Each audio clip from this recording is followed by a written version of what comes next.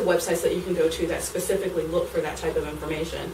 And we want to keep an eye on the competition, what's being communicated about them, what conversations are being said about them throughout Twitter or Flickr or blogs or Yahoo News or Google Reader and all of those things. And this was a really neat site that I found that I have used quite often. And it pulls together all of those things so you don't have to go and look at each one of those to figure it out.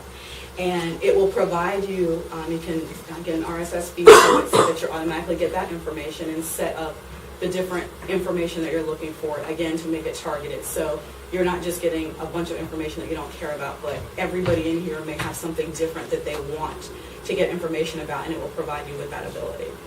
So it's called spy.appspot.com. And that actually is on your handout too, so you don't have to fill that out. But I try to find anything that I can, because I juggle a lot of things, that can just make it easier for me to have the information that I want and don't have to do a whole lot of work.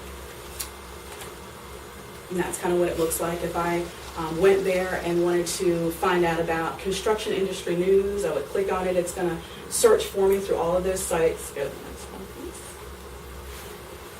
And this is kind of some of the things that it brought up for that particular thing in construction news at the time when I did it, probably about 1 o'clock in the morning one day.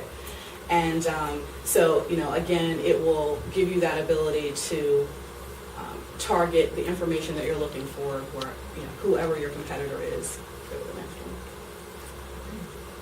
one. Did somebody say something about me? Did they mention me? Did they mention anything that you're interested in? You know, and that's kind of what these things are. That you're going to tailor them to whatever it is that you want. And my main thing is just, there are a lot of sites that are out there and a lot of things that some people use, some people don't use. Like I get, again, to your phone or to your computer every day all this information. So now it's not a matter of me thinking about where it came from. I just know that I have access to that information at the time when it's pertinent to me. So using social mention is another thing that you can receive daily email alerts about brands. That's another thing I didn't say, whether it's a brand, whether it's about a CEO of a company, the business itself, your business, whatever. Wherever you're being mentioned is another great tool that I consider to be an automated reputation management thing as well, because you definitely can put in your name, your business's name, whatever you choose in any of these things to be able to get that information. But basically the main thing is that you're going to be able to get it on the fly and you don't have to think about it. It's just going to alert you to let you know that you have it. That's kind of what it looks like. And the other two things I didn't say when we talked about who reserves a charge, these are my favorite thing, free. So therefore, you're getting this information without having to pay anything for it, which is awesome. This particular tool, Social Mention, this is really good to track the sentiment around whether it's you as an individual or your company or different areas of your industry. You can actually type in your domain, your website domain, your www.whatever.com, and Social Mention will pull the sentiment around your specific domain online. Sometimes you'll see that it's dead on and it provides very accurate information.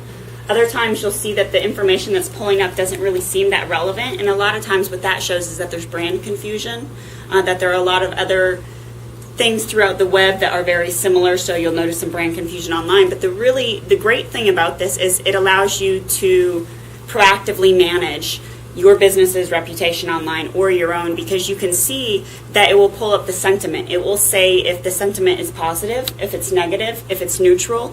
It will show you the top contributors, who's talking about your domain, or if you typed in your personal name online, who's talking about you, what are they saying, and where are they posting this information. So it will show you if they're posting it on Twitter, on Facebook, on blogs, different networks.